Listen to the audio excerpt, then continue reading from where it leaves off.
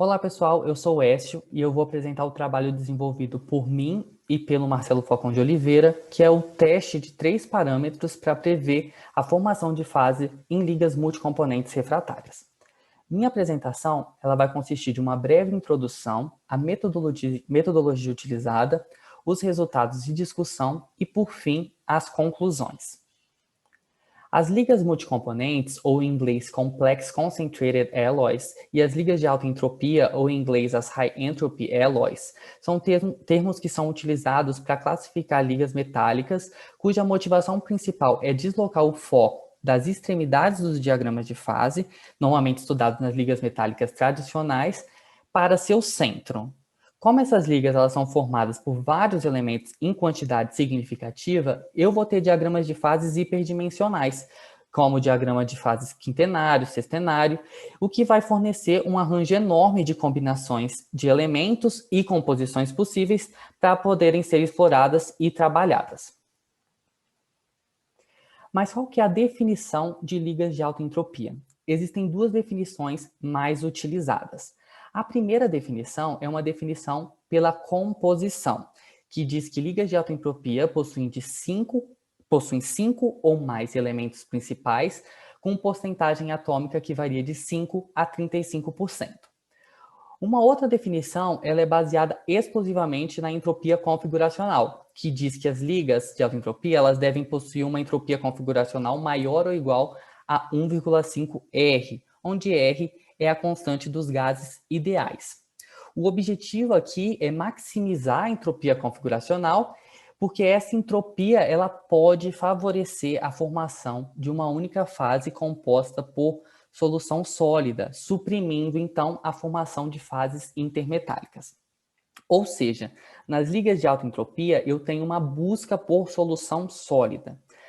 Já nas ligas multicomponentes, eu não tenho uma definição tão clara como nas ligas de alta entropia. E esse termo ele é um termo bem generalista, que ele é utilizado quando você está investigando a região central do diagrama de fases. Porém, nas ligas multicomponentes, não existe essa prioridade na formação de solução sólida. Então, ele é um termo mais abrangente. Eu posso, inclusive, dizer que as ligas de alta entropia são um subgrupo das ligas multicomponentes. Bom, nos primeiros estudos relacionados às ligas de alta entropia, a entropia configuracional ela era considerada o único parâmetro responsável pela estabilidade e formação de soluções sólidas.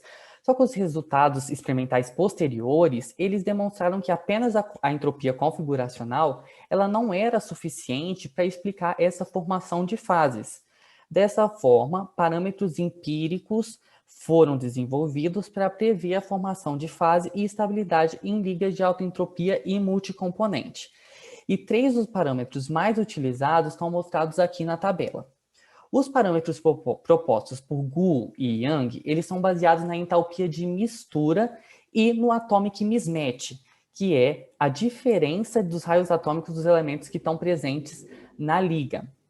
Já o parâmetro proposto por Andreoli, ele utiliza uma abordagem via energia de deformação elástica, que está relacionada à diferença de raio atômico também, e ao VEC, que é a concentração de elétrons de valência. Como vocês podem perceber, esses parâmetros eles nada mais fazem do que comparar quimicamente ou topologicamente os elementos presentes na liga e determinar a similaridade entre eles, para determinar se vai ocorrer a formação de solução sólida ou não.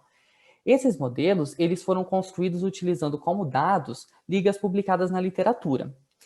Porém, o grupo de ligas mais estudado é de longe o da família de metais de transição 3D, onde tem o alumínio, o cobalto, o ferro, o cromo, entre outros.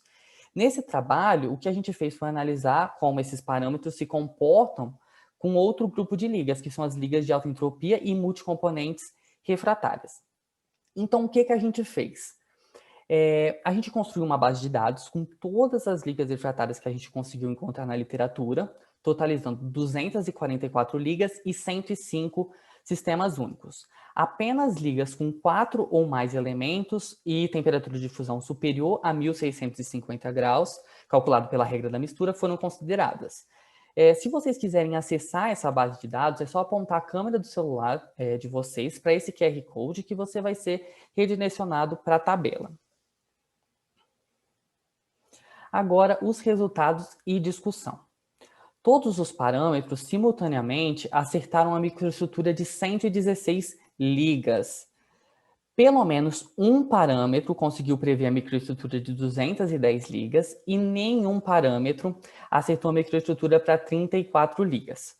Para essas 34 ligas, que nenhum parâmetro acertou, nós analisamos quais elementos mais se repetiram nessas ligas, normalizando pela quantidade de vezes que esses elementos aparecem na base como um todo. E nós percebemos que o tungstênio e o cromo, seguido do tântalo e do alumínio, foram os que mais estiveram presentes, indicando que esses elementos podem ter certa influência na previsão de microestrutura. Agora, comparando a eficiência dos parâmetros individualmente, o parâmetro entalpia de mistura versus a diferença de raio atômico teve 71% de acerto. O parâmetro de energia de deformação elástica versus a concentração de elétrons de valência teve 68% de acerto. E o ômega versus a diferença de raio atômico teve 67% de acertos. Os três parâmetros eles tiveram resultados similares e comparando eles, a gente recomenda a utilização da energia de deformação elástica versus a concentração de elétrons de valência. Por quê? Porque ele é um parâmetro muito mais simples e rápido de ser utilizado. Para calcular a entalpia de mistura de uma liga com 7 elementos, por exemplo, você precisa calcular 21 entalpias de mistura dos binários utilizando o modelo de Miedema. Não é difícil, mas é trabalhoso. E a diferença de acerto não justifica esse trabalho a mais. Conclusões. A entalpia de mistura versus a diferença de raio atômico teve 71% de eficiência, enquanto a energia de deformação elástica versus a concentração de elétrons de valência e o ômega versus a diferença de raio atômico tiveram 68% e 67% de eficiência, respectivamente. A energia de deformação versus a concentração de elétrons de valência é sugerido para uso, por ser o critério mais fácil de calcular, e o tungstênio e o cromo, eles foram os elementos que tiveram a maior influência nas ligas que nenhum dos parâmetros foi capaz de acertar a microestrutura. Eu agradeço a todos pela atenção e eu estou aberto a perguntas.